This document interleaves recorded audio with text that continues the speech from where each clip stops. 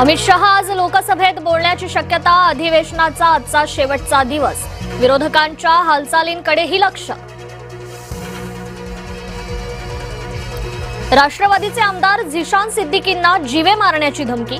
फरार gangster अख्तरचा धमकीचा audio संदेश। मुंबई पोलिसांकडून तपास सुरू।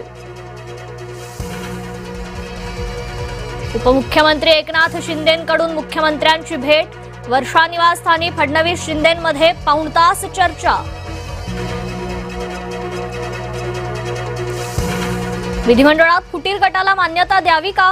न्यायालयाच्या गुगलीवर फसले कपिल सिब्बल। आज पुन्हा सुनावणी। मनसे अध्यक्ष राज ठाकरे आज पुणे दौऱ्यावर, तर आदित्य ठाकरे नाशिक दौऱ्यावर। कार्यकर्त्यांच्या भेटी अजेंड्यावर। डॉमिनोज पिझ्झाला एफडीएचा दणका। मुंबईतील 4 शाखांचे परवाने सस्पेंड। अन्न सुरक्षेबाबत त्रुटी आढळल्यानं कारवाई। नाशकातही अन्न आणि औषध प्रशासनाची कारवाई। 5 आस्थापनांचे अन्न परवाने तत्काळ निलंबित। 2 हॉटेलसह 2 बेकरीवर कारवाई।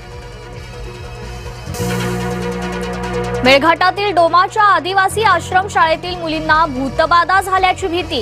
विद्यार्थ्यांनी शाळा सोडून घरी गेल्या। गडचिरोलीतील सर्पदंश प्रकरणी संस्थाध्यक्ष सचिवांसह 5 जणांवर गुन्हा दाखल। मारोतराव कोवासे, विश्वजित कोवासेंचाही समावेश।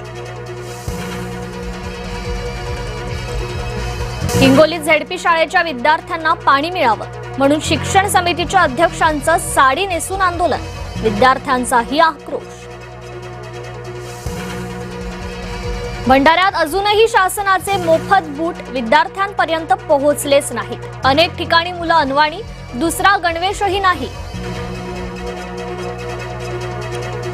जामनेरमध्ये हॉटेलवाल्यानं दारू जेवण न दिल्याच्या कारणावरून कर्मचाऱ्यांना मारहाण। 3 विरोधात गुन्हा दाखल। उजनी धरणातून पुन्हा पाण्याचा विसर्ग सुरू। धरणात येणारी पाण्याची आवक वाढल्यानं निर्णय। भीमेत 5000 क्युसेकचा विसर्ग। मुंबईकरांचा प्रवास अधिक सुसह्य होणार। सांताक्रूज ते चेंबूर लिंक रोडचं आज लोकार्पण। मुंबईच्या रायडर रिद्धी ठक्कर यांचा छत्तीसगडमध्ये अपघाती मृत्यू। ट्रकला मोटरसायकल धडकली। रिद्धी ठक्कर कांदिवलीच्या। राज्यात शिक्षकेतर पदभरतीचा मार्ग मोकळा। कनिष्ठ लिपिक, पूर्णवेळ ग्रंथपाल, प्रयोगशाळा सहाय्यकांच्या भरतीला मान्यता।